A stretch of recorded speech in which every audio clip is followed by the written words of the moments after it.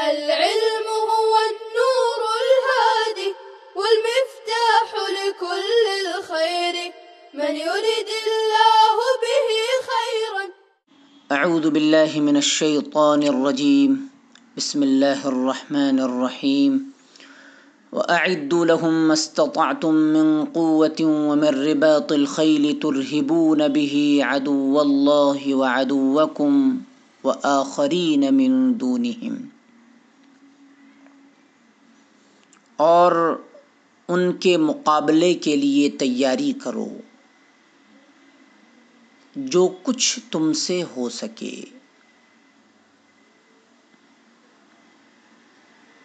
قوت سے بھی اور پلے ہوئے گھوڑوں سے بھی۔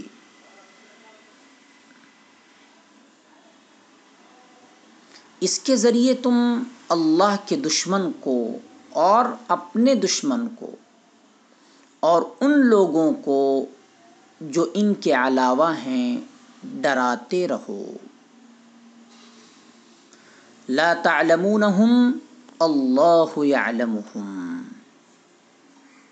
تم ان کو نہیں جانتے، اللہ ان کو جانتا ہے۔ وَمَا تُنْفِقُوا مِنْ شَيْءٍ فِي سَبِيلِ اللَّهِ يُوَفَّ إِلَيْكُمْ وَأَنْتُمْ لَا تُظْلَمُونَ،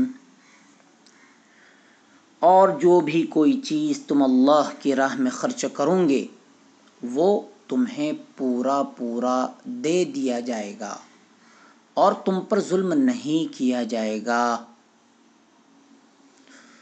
وَإِن جَنَحُوا لِلسَّلْمِ فَاجْنَحْ لَهَا وَتَوَكَّلْ عَلَى اللَّهِ إِنَّهُ هُوَ السَّمِيعُ الْعَلِيمُ، اور اگر وہ لوگ صلح کے لیے مائل ہو جائیں تو آپ بھی اس کے لیے مائل ہو جائیں، اور اللہ پر بھروسہ کیجئے، بے شک وہ سننے والا جاننے والا ہے۔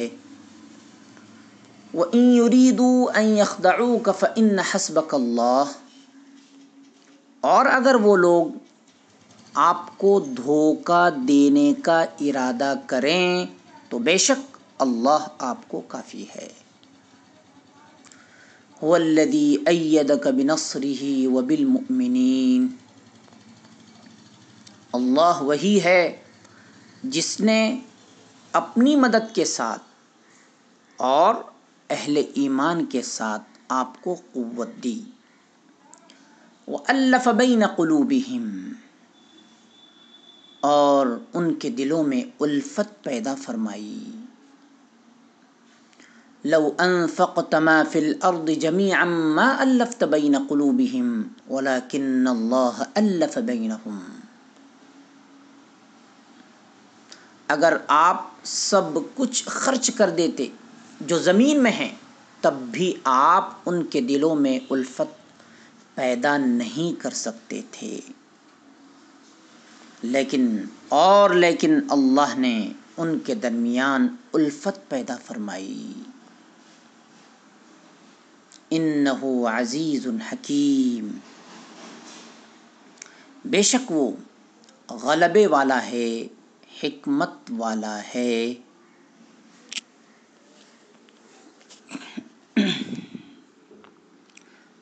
اعدو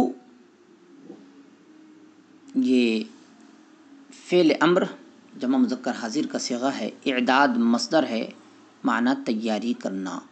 قوہ یہ واحد ہے، معنی طاقت، اس کی جمع آتی ہے قوہ۔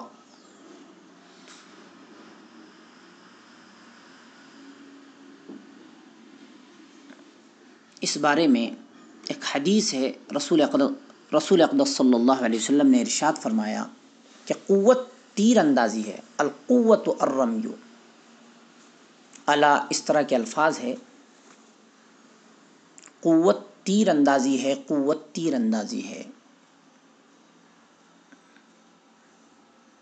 اس آیت کریمہ کی تشریح ویسے تو آئے گی، لیکن یہاں ہم لغات میں بھی مختصر سا مطلب بتا رہے ہیں۔ حضور اکرم صلی اللہ علیہ وسلم کے مبارک دور میں تیر، تلوار، نیزے سے لڑائی ہوتی تھی، آپ صلی اللہ علیہ وسلم کے زمانے میں تیر اندازی ایک زبردست جنگی ہتھیار تھا، اس لیے حضور پاک صلی اللہ علیہ وسلم نے تیر اندازی کا خاص طور پر ذکر فرمایا۔ قرآن کریم میں لفظ قوت عام ہیں جو ہر قسم کے جنگی ہتھیاروں کو شامل ہے۔ رباط الخیل کا ترجمہ ہم نے کیا ہے پلے ہوئے گھوڑے۔ رباط مصدر ہے باب مفاعلہ، معنی ہے باندھنا، دیکھ بھال کرنا۔ یہاں یہ اس میں مفعول کے معنی میں ہے، اس لیے ہم نے ترجمہ کیا ہے پلے ہوئے، بندھے ہوئے۔ یا رباط ربیتن کی جمع ہے، اس کے معنی ہے پلا ہوا گھوڑا۔ ترہبون فعل مضارع معروف جمع مذکر حاضر کا صیغہ ہے۔ ارہاب مصدر ہے، معنی ڈرانا، رعب جمانا۔ یوفع توفیۃ مصدر ہے باب تفعیل، معنی پورا پورا دینا۔ جنحو یہ فعل ماضی معروف جمع مذکر غائب کا صیغہ ہے، باب فتح مصدر ہے جنوح۔ سلمن کا معنی ہے سلامتی، لیکن یہاں مراد صلح ہے، جس کو ہم صلح کہتے ہیں۔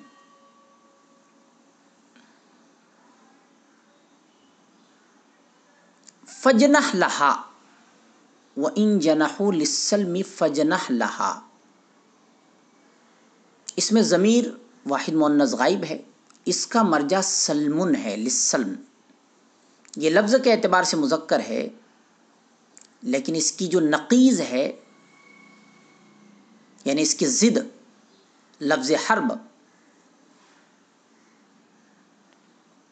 اس پر محمول کر کے مؤنث کی ضمیر لائی گئی۔ سلمن تو مذکر ہے، لیکن اس کی جو ضد ہے یعنی صلح کی ضد ہے جنگ، اور جنگ یہ لفظ مؤنث ہے، لہذا اس پر اس لفظ کو قیاس کر کے واحد مؤنث غائب کی ضمیر لائی گئی۔ واحد مؤنث غائب ضمیر کی واحد مؤنث غائب کی ضمیر استعمال کی گئی۔ ایدہ تأیید مصدر ہے باب تفعیل، معنی قوت دینا۔ تألیف مصدر ہے باب تفعیل، معنی جوڑنا۔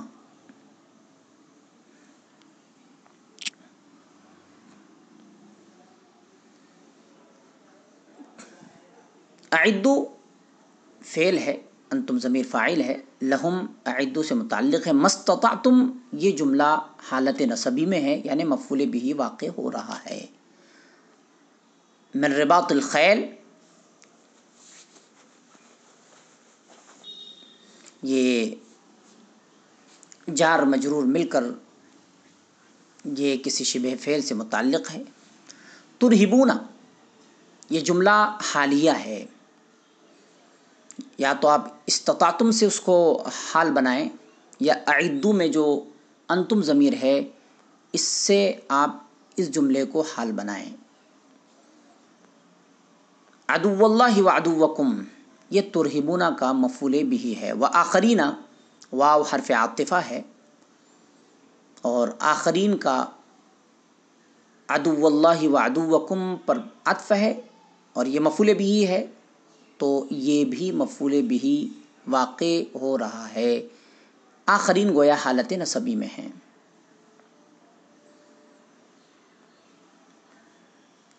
وما تنفقوا ما یہ اس میں شرط ہے، یعنی ما شرطیہ ہے، یہی وجہ ہے کہ آپ دیکھ رہے ہیں تنفقوا یہ حالت جزمی میں ہے، نون اعرابی محذوف ہے۔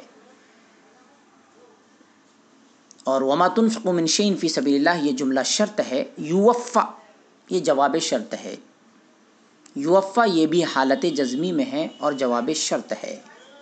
الیکم یہ یوفع فعل سے متعلق ہے۔ وانتم لا تظلمون واو یہ حالیہ ہے۔ وان جنحوا للسلم ان یہ شرطیہ ہے، جنحوا للسلم یہ جملہ شرطیہ ہے۔ فجنح لہا یہ فا رابطہ ہے، فا جزائیہ ہے، اور اجنح لہا یہ جواب شرط ہے۔ انہو هو السمیع العلیم، ان حرف مشبہ بالفعل ہے، ہو ضمیر اس کا اسم ہے، اور یہ ہوا، یہ اس اعراب میں اس کے لیے کوئی جگہ نہیں ہے، ہوا یہ ضمیر فصل ہے جو تاکید کے لیے لائی گئی ہے۔ وَإِن يُرِيدُوا أَن يَخْدَعُوكَ، ان یہ حرف شرط ہے اور ان یہ حرف ناصبہ ہے۔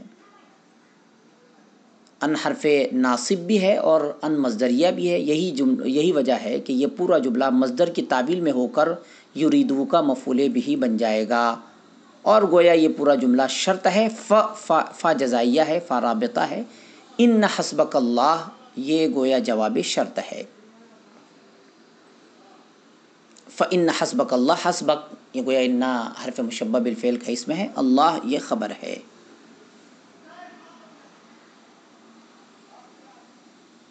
لو انفقت ما فی الارض جمیعا، ما الف لو انفقت ما فی الارض جمیعا، یہ پورا جملہ شرطیہ ہے، شرط ہے، ما الفت بین قلوبہم یہ جملہ جواب شرط ہے، جمیعا یہ حال واقع ہو رہا ہے۔ انہ عزیز حکیم، عزیز یہ خبر اول ہے اور حکیم یہ خبر ثانی ہے۔ تشریح آیات ہماری باقی تھی، وَلَا يَحْسَبَنَّ الَّذِينَ كَفَرُوا سَبَقُوا سے۔ اس آیت کریمہ کا مطلب یہ ہے، یعنی وَلَا يَحْسَبَنَّ الَّذِينَ كَفَرُوا سَبَقُوا، کہ غزوہ بدر میں جو لوگ بچ گئے اور ان بچ جانے والوں میں ایسے لوگ بھی تھے جنہوں نے رسول اللہ صلی اللہ علیہ وسلم کو اور آپ صلی اللہ علیہ وسلم کے رفقا کو اذیتیں پہنچائی تھیں۔ تو اس آیت کریمہ میں کہا جا رہا ہے کہ وہ یہ نہ سمجھیں کہ وہ بچ گئے ہیں، کیونکہ اگر وہ ایمان نہ لائے تو آئندہ پھر اللہ تعالیٰ ان کو مسلمانوں کی گرفت میں دے سکتے ہیں۔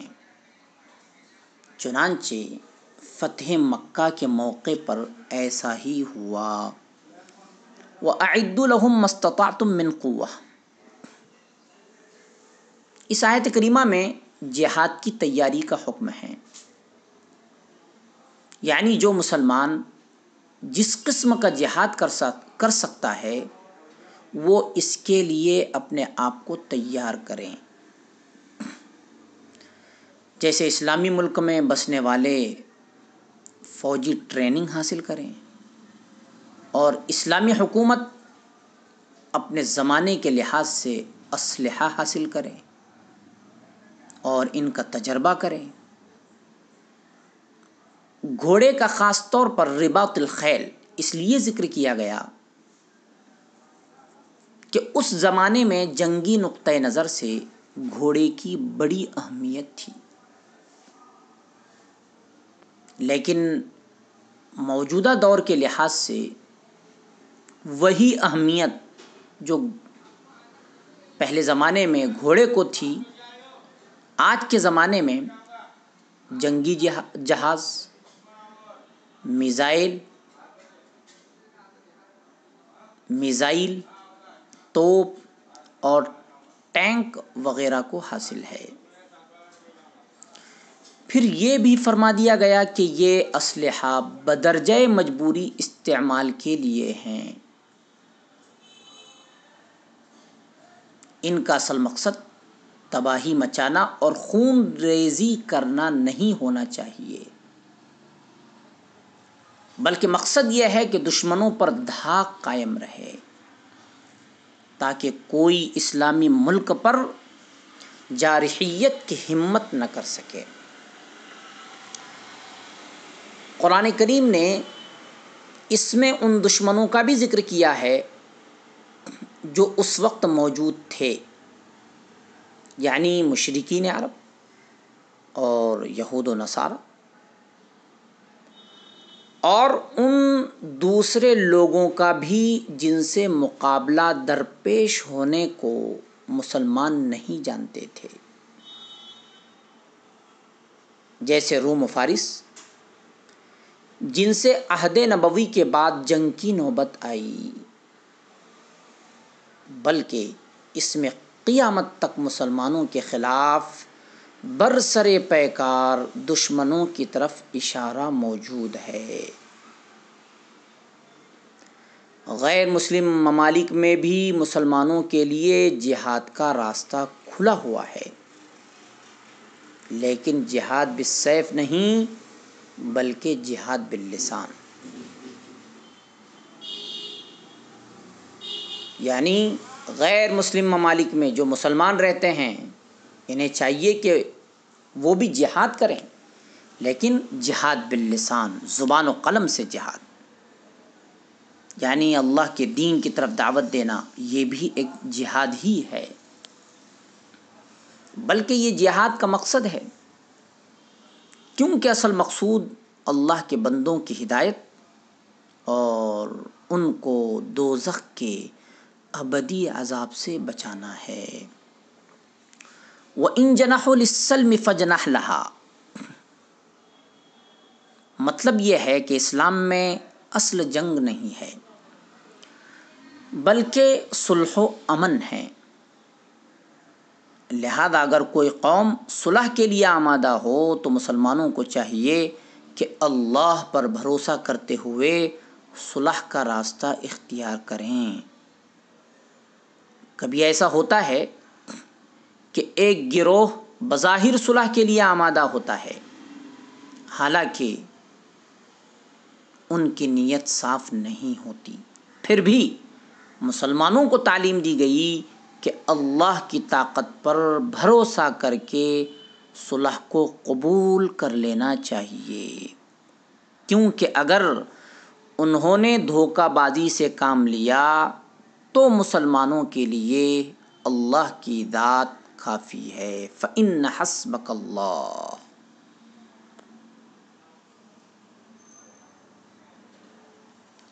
وَأَلَّفَ بَيْنَ قُلُوبِهِمْ، انصار کے دو قبائل اوس و خزرج کے درمیان پرانی لڑائی چلی آ رہی تھی، لیکن اسلام کے ذریعے اسلامی اخوت اور بھائی چارگی کا ایسا دورہ ہوا کہ وہ سب شیر و شکر بن گئے۔ اسی طرح جب مہاجرین میدان بدر میں آئے تو اہل مکہ سے قرابت کو خاطر میں نہ لائے، یعنی کوئی پرواہ نہیں کی کہ میرا کون سا رشتہ دار میرے سامنے ہے، جو بھی کافر مشرک سامنے آیا چاہے وہ کتنا ہی قریبی رشتہ دار تھا اس کی گردن مار دی، اور انصار کے ساتھ بھائی بھائی بن کر دشمن کا مقابلہ کیا۔ بس اسباب جنگ کی طرح یہ آپسی محبت بھی کامیابی اور فتح مندی کا مؤثر ذریعہ ہے، جو صرف اللہ کی قدرت سے مسلمانوں کو حاصل ہوا۔ چنانچہ ارشاد ہوا کہ صرف اللہ کی طاقت پر بھروسہ کرنا چاہیے۔ حسبنا اللہ ونعم الوکیل، اللہم الف بین قلوبنا واصلح ذات بیننا، وصلی اللہ تعالی علی خیر خلقہ محمد وآلہ وصحبہ اجمعین برحمتک یا ارحم الراحمین۔ ولا تعجل بالقرآن من قبل أن يقضى إليك وحيه وقل رب زدني علما۔